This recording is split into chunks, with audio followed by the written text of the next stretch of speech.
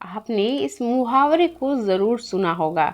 चलिए आज हम इस कहानी से जानते हैं कि इसका मतलब क्या होता है। इस कहानी में बताया गया है कि तारों को कैसे ईर्ष्या का भाव उत्पन्न होता है। श्री नारद मुनि उनको कैसे इस मुहावरे का अर्थ समझाते हैं।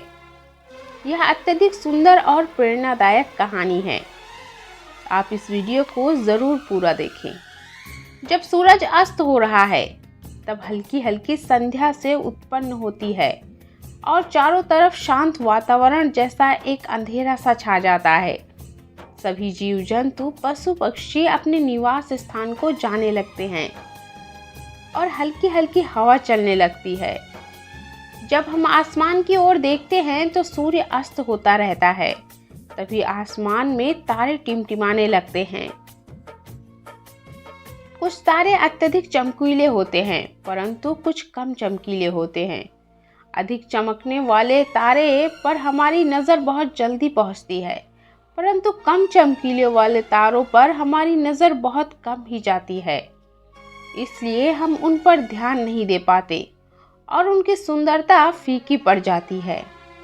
परंतु उन सब में से एक ऐसा तारा होता है जो अधिक चमकीला होता है, जिसके आने से पूरा आसमान जगमगा जाता है।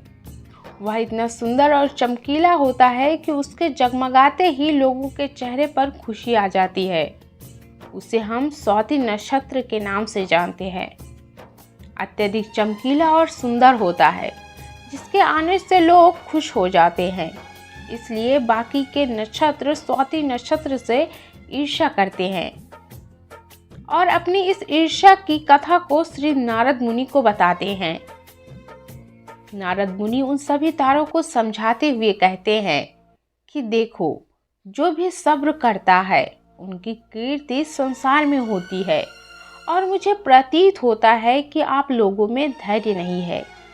इसलिए आप लोग संध्या काल होते ही तुरंत जगमगाने लगते हैं, लेकिन स्वाति नक्षत्र अत्यधिक समय के बाद आसमान के निकट आता है, तभी उसकी प्रतिस्पर्धा इतनी अधिक होती है। तभी सभी लोगों के चेहरे पर मुस्कान आती है। इसलिए कहा जाता है कि हमें सब्र करना चाहिए, क्योंकि उसका फल मीठा होता है। यदि तुम देर में आसमान में टिमटिमाते होते तो तुम्हारा भी महत्व होगा और तुम्हें भी लोग अलग अलग नाम से जानेंगे। नारद मुनि द्वारा समझाई गई बात सभी तारों को समझ में आ गई। सब्र का फल मीठा होता है, यह बात हम सब जानते हैं और इसे हम लोगों ने महसूस भी किया है।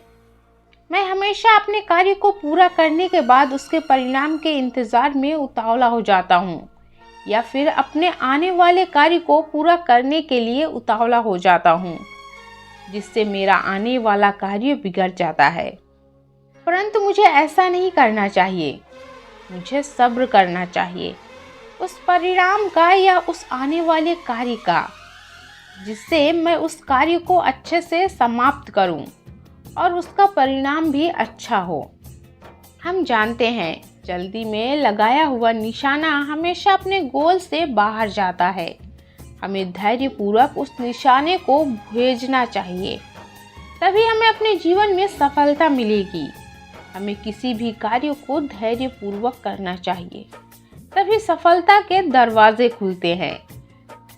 धैर्य ही ऐसा एक शस्त्र है जो विकट परिस्थितियों में मनुष्य के मस्तिष्क का संतुलन बनाए रख सकता है और उसके आगे आने वाली चुनौतियों से निपटने के लिए नया मार्ग को बतला सकता है।